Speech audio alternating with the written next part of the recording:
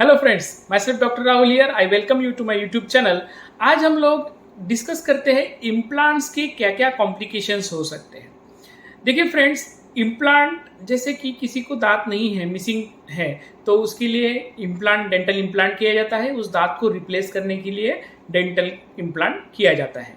और dental implant का मैंने ऑलरेडी एक वीडियो डाला हुआ है, डेंटल ब्रीज एंड इम्प्लांट, ऐसा एक वीडियो डाला हुआ है। और टाइप्स ऑफ इम्प्लांट्स का भी एक वीडियो डाला हुआ है, वो आपको इस वीडियो से पहले आप उसको जरूर देख लीजिए, आपको डेंटल इम्प्लांट्स के बारे में जानना है। तो आज हम लोग कॉम्प्लिकेशंस जानते हैं। जिन्होंने ऑलरेडी इम्प्लांट किया हुआ है और उनको क्या केयर करना है, क्या पॉसिबल कॉम्प्लिकेशंस होने की चांसेस है, उसके बारे में हम लोग जानते हैं। देखिए, सबसे पहले मुझे एक बात क्लियर करना चाहता हूँ कि डेंटल इम्प्लांट ये जो है, इसमें बहुत सारे वैरायटीज ऑफ इम्प्लांट्स अवेलेबल है। इजरायली है, कोरियन है, फिर यूएस बेस्ड इम्प्लांट है। तो सबसे पहले आपको ट्राई करना है कि बेस्ट जो आपको पॉसिबल हो सकता है वो इम्प्लांट को आपको सबसे पहले चूज करना है। और इसके बाद जो है कुछ चीज़ें हैं जो आपके हाथ में नहीं होती है, और जो कुछ चीज़ें हैं जो आपका अंडर कंट्रोल होती है। देखिए फ्रेंड्स, ये जैसे कोई पेशेंट है, उन्होंने इम्प्लांट किया है, तो उसमें एक हो सकता है कि अर्ली इम्प्लांट फेल्योर, जिसको हम लोग बोलते हैं। जैसे कि कोई इम्प्लांट किया और हम लोग 4 to 5 मंथ्स वेट करते हैं, उसके बाद उसको कैप देते हैं, तो with in that 4 to 5 month में ही इम्प्लांट फेल हो जाता है। तो उसके लिए कई कई सारे रीजंस हो सकते हैं। सबसे पहले जो रीज़न है, एक उसमें कुछ इन्फेक्शन हो गया है, आपके बाजू वाले दांत में इन्फेक्शन है, उसी का इन्फेक्शन उसको हो गया है, या फिर उसी दांत को, जैसे कोई दांत निकाल के हम लोग इम्प्लांट कर रहे हैं और वो जो दांत निकाला वो ऑलरेडी इन्फेक्टेड था, उसका इन्फेक्शन इस इम्प्लांट को हो गया, ये एक रीज़न हो सकता है।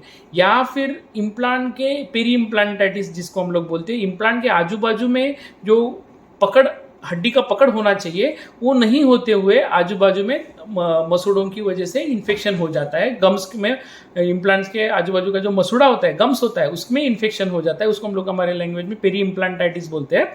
तो एक वो प्रॉब्लम हो जाता है, तो उसको अर्ली इम्प्लांट फेल्योर, मतलब उसको लोड करने से पहले ही वो फेल होने का चांसेस होता है। तो और एक चीज़ हो गया। दूसरा होता है कि लेट इम्प्लांट फेलियर, जैसे कि इम्प्लांट हो गया, दांत भी लगा दिया, फिर अचानक से क्या होता है कि कुछ एकदम से पेशेंट क्या करता है, कुछ भी हड्डी जैसा चीज़ या कुछ भी कड़क चीज़ खा लेता है। तो उसमें दो चीज़ें हो सकती है कि उसका जो कैप, इम्प्लांट कैसे होता है कि एक इम्प्लांट होता है, उसके ऊपर और एक सेकेंड पार्ट लगाते हैं और उसके ऊपर कैप लगाया जाता है। तो जो सेकेंड पार्ट जो मुंह में दिखता है, वो जो पार्ट है वो फ्रैक्चर हो जाता है, क्योंकि कुछ कड़क चीज़ खाया रहेगा। या फिर रेयरली इम्प्लांट भी फ्रैक्चर हो जाता है, एकदम से कुछ एक्सीडेंट हो जाता है, या फिर कुछ गलती से पेशेंट एकदम से कड़क चीज़ खाता है, तो ऐसे केस में ये इम्प्लांट फ्रैक्चर हो सकते हैं। देखिए फ्रेंड्स, ये फ्रैक्चर होना, ये जो है, ये चीज़ें है, इससे डरना नहीं है। तो जैसे हम लोग कोई कार चलाते हैं तो इसके एक्सीडेंट होने के चांसेस होते हैं, वैसे ही कोई भी ट्रीटमेंट, कोई भी मेडिकल ट्रीटमेंट, डेंटल इम्प्लांट है या कोई भी सर्जरी है, तो उसके कॉम्प्लिकेशंस उसके साथ जुड़े होते हैं।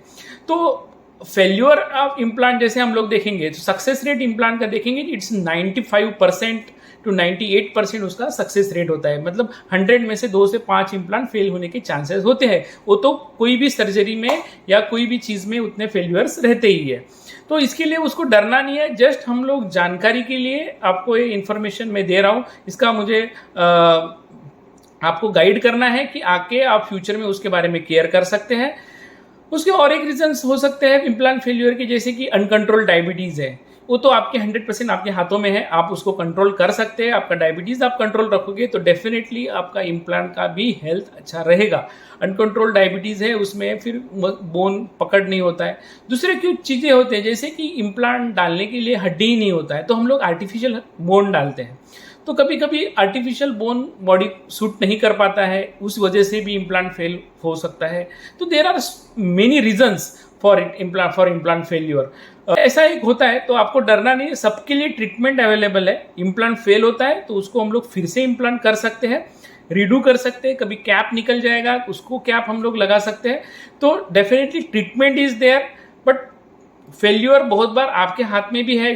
कुछ चीज़ें आपको जैसा कुछ हार्ड चीज़ अवॉइड करना है, जैसे आपको कुछ थोड़ा सा कैप में कभी कभी मूवमेंट फील होता है। जैसा इम्प्लांट होता है, इम्प्लांट के ऊपर एक सेकेंड पार्ट लगाया जाता है और वो सेकेंड पार्ट होता है एक छोटा स्क्रू से हम लोग टाइट करते हैं। तो बहुत बार थोड़ा सा वो स्क्रू लूजनिंग की वजह से मे बी 4-5 ईयर्स के बाद ऐसा हो सकता है, तो थोड़ा मूवमेंट होता है कैप में। तो उसी टाइम इमीडिएटली आप डेंटिस्ट के पास जाओगे तो आपका आगे का जो फ्यूचर प्रॉब्लम है वो नहीं होगा। आप डेंटिस्ट उस अंदर का जो थ्रेड है वो टाइट करेंगे ताकि आपका फिर से वो दांत प्रॉपर हो जाएगा। यदि आप वो थोड़ा सा ध्यान नहीं देते हैं और फिर आपका इम्प्लांट फेल होने का चांसेस होता है। पहले वो अंदर का स्क्रू ढीला होता है, फिर वो स्क्रू टूट जाता है या फिर उसका कैप निकल के आ जाता है या अंदर का इम्प्लांट भी फ्रैक्चर हो सकता है बाद में।